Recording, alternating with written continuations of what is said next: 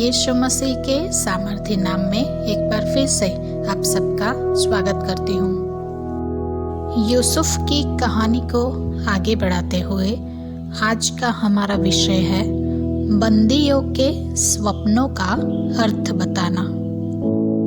पर यहोवा यूसुफ के संग संग रहा और उस पर करुणा की और बंदी गृह के दारोगा की अनुग्रह की दृष्टि उस पर हुई।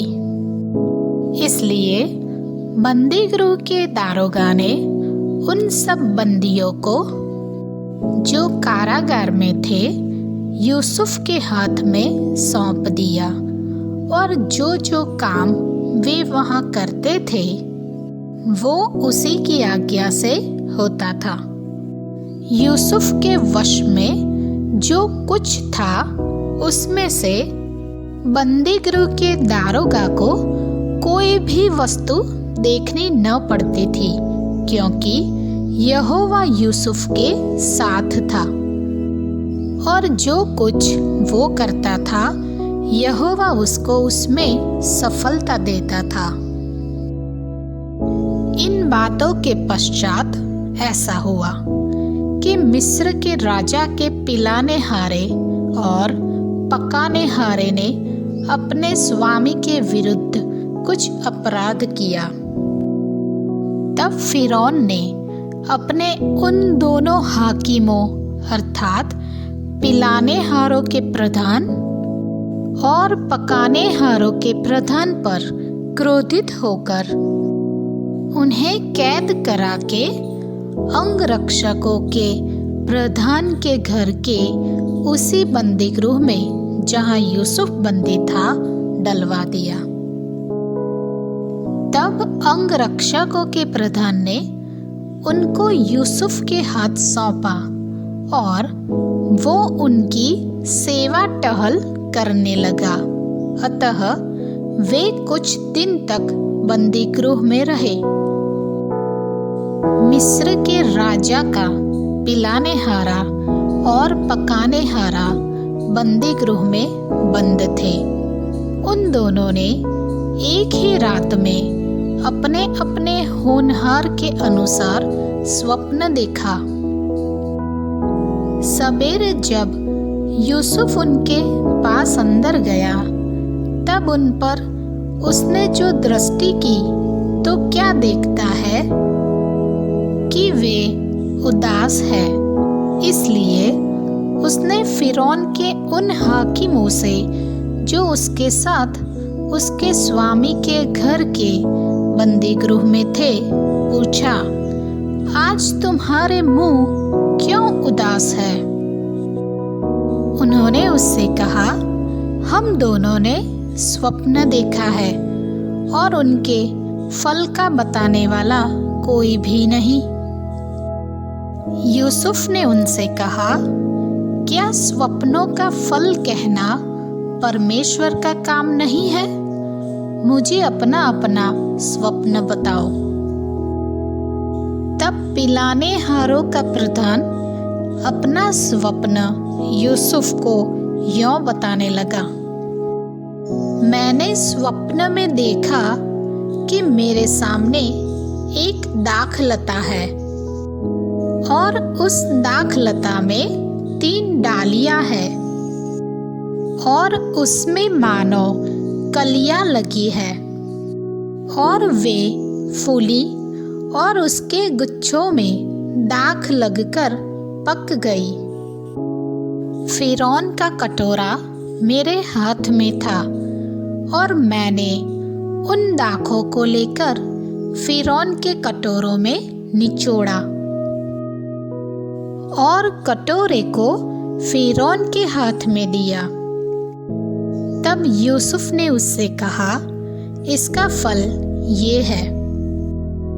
3 डालियों का अर्थ 3 दिन है, इसलिए अब से 3 दिन के भीतर फिरौन तेरा सिर ऊंचा करेगा और फिर से तेरे पद पर तुझे नियुक्त करेगा और तू पहले के समान फिरौन का पिलाने हारा होकर उसका कटोरा उसके हाथ में फिर दिया करेगा।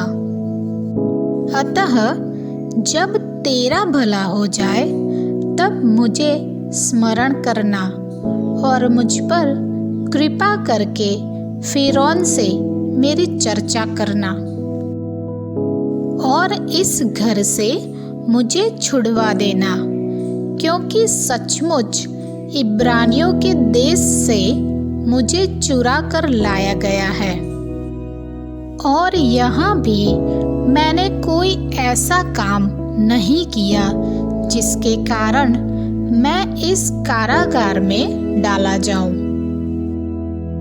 ये देखकर कि उसके स्वप्न का फल अच्छा निकला, पकाने हारों के प्रधान ने यूसुफ से कहा, मैंने भी स्वप्न देखा है, वो ये है।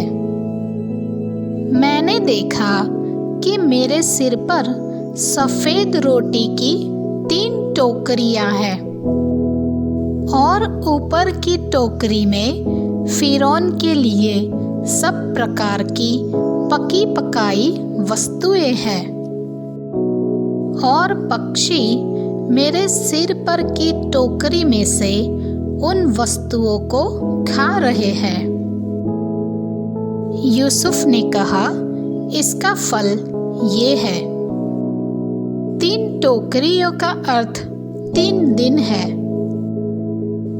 अब से 3 दिन के भीतर फिरौन तेरा सिर कटवाकर तुझे एक वृक्ष पर टंगवा देगा और पक्षी तेरे मांस को नोच नोच कर खाएंगे। तीसरे दिन फिरौन का जन्मदिन था। उसने अपने सब कर्मचारियों को भोज दिया और उनमें से पिलाने हारों के प्रधान और पकाने हारों के प्रधान दोनों को बंदी गृह से निकलवाया। पिलाने हारों के प्रधान को तो पिलाने हारे के पद पर फिर से नियुक्त किया और वो फिरौन के हाथ में कटोरा देने लगा। पर पकाने हारों के प्रधान को उसने टंगवा दिया, जैसा कि यूसुफ ने उसके स्वप्नों का फल उनसे कहा था। फिर भी पिलाने हारों के प्रधान ने यूसुफ को स्मरण न रखा, परंतु उसे भूल गया। यूसुफ के जीवन पर ये पूरी सीरीज हम तैयार कर रहे हैं, जिसको हमने अलग अलग पार्ट में डिवाइड किया हुआ है, जिसको आप प्लेलिस्ट में जाकर लाइफ ऑफ जोसेफ के ऊपर क्लिक करके ज़रूर चेकआउट कर सकते हैं। परमेश्वर के वचनों को ज़्यादा से ज़्यादा लोगों तक पहुंचाने के लिए लाइक करें, शेयर करें और चैनल को सब्सक्राइब करें।